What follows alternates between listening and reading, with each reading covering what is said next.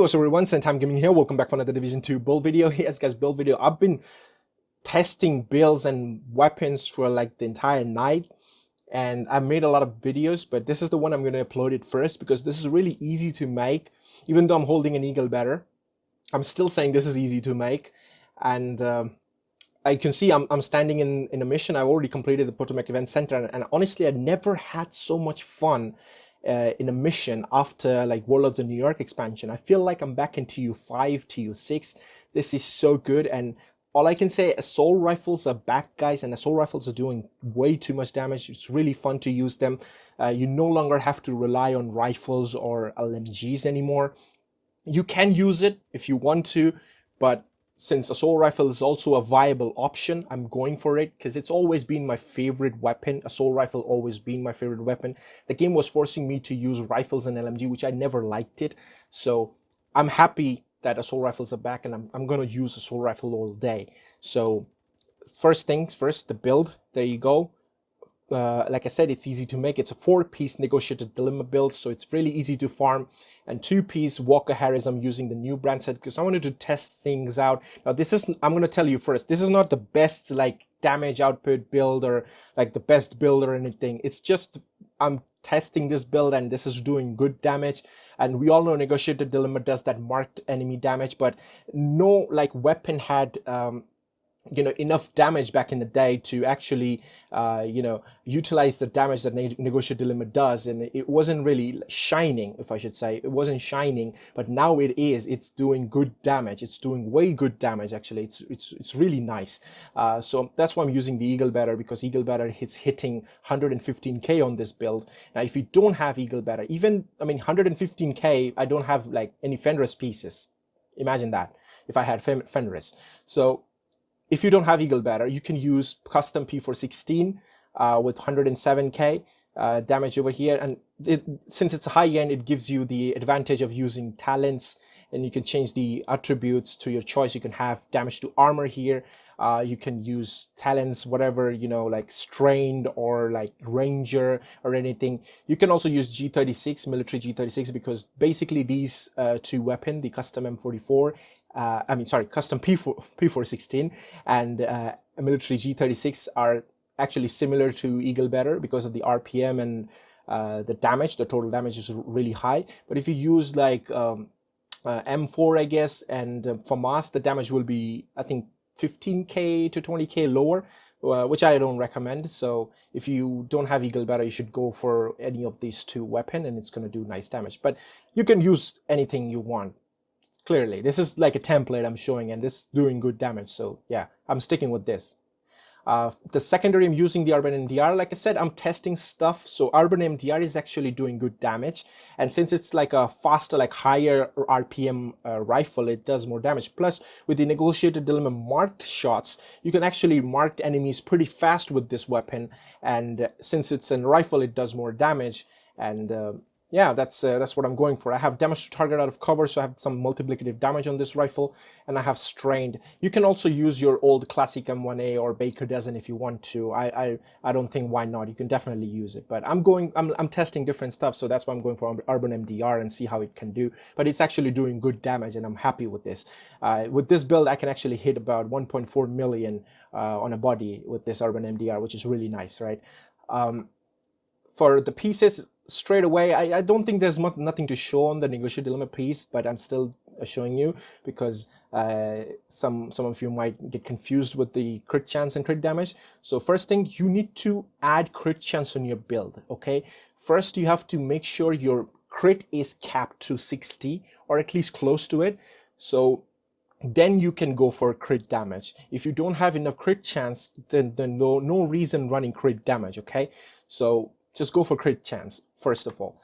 So the holster, I have crit damage because I don't really need crit damage. For the backpack also, I have crit damage. I don't need crit chance there, but for the knee pads, I needed the crit chance, so I put crit chance here because I was missing a little bit of crit chance. So yeah, that's what I'm using. Now the two high-end pieces, I'm using the new Walker and Harris because I wanted to test it out, and it's actually doing good damage because I know a lot of builds gonna be made on this particular gear set because it's straight away damage gear set. It just says that it's damage to armor, damage to health, weapon damage. It's a straight away damage gear set. That's what I'm using. Now you can use different stuff, but I was testing that and it's really doing good damage, and I can at least have that multiplicative damage to armor here at least, since I'm not using any contractor gloves or fox spray knee pads, so I have some multiplicative damage in this build. I'm using Unbreakable as a talent because most of my builds are solo. So for solo, you can have Unbreakable and have that extra life.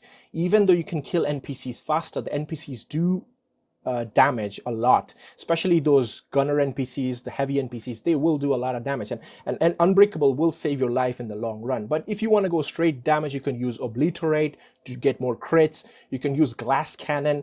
Whatever you want, you can use it, but I'm going for Unbreakable. First of all, the reason why I'm going Unbreakable, like I said, I'm playing solo. I wanted to have that extra life I was testing out.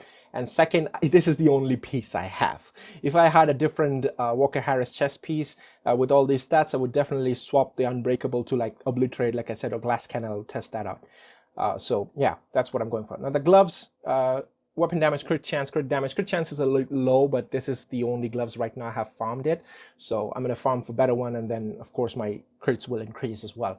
But yeah, that's pretty much it. The build, like the 6 pieces, that's how you can easily set it up. You just get it, and with the stats, if I'm going to show you my stats, I have 55.8% critical hit chance with Eagle Better. Now I'm missing some crit chance on the build. If it max, then I've calculated it will be 60, and the critical hit damage is 160%, and it's really strong with the damage. And remember, the Negotiator Dilemma, when you're in combat, you're actually gaining 2% critical hit damage, and it stacks up to 20 times till you're in combat. So you're gonna gain an additional 40% critical hit damage when you're in combat.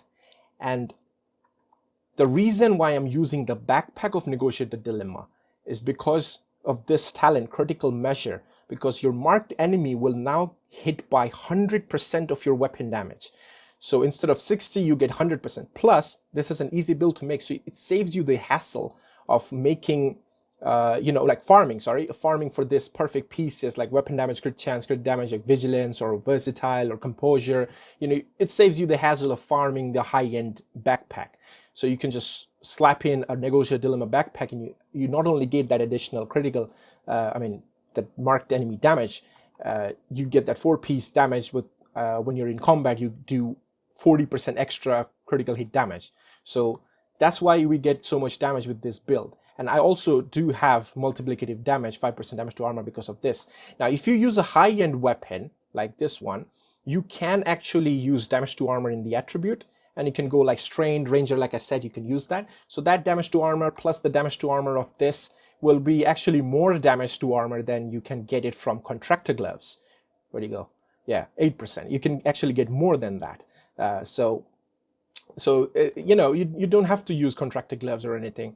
But if you have Fenris pieces, you can also use Fenris pieces to increase that 10% weapon damage for your assault rifle. But honestly, I don't feel like I should increase it because I'm just killing them just left, right, and center. It's just so easy, honestly. And the specialization weapon, I'm using Gunner because, of course, the Banshee Pulse helps. The Banshee Pulse really helps. And at the same time, I get that 10% armor on kill.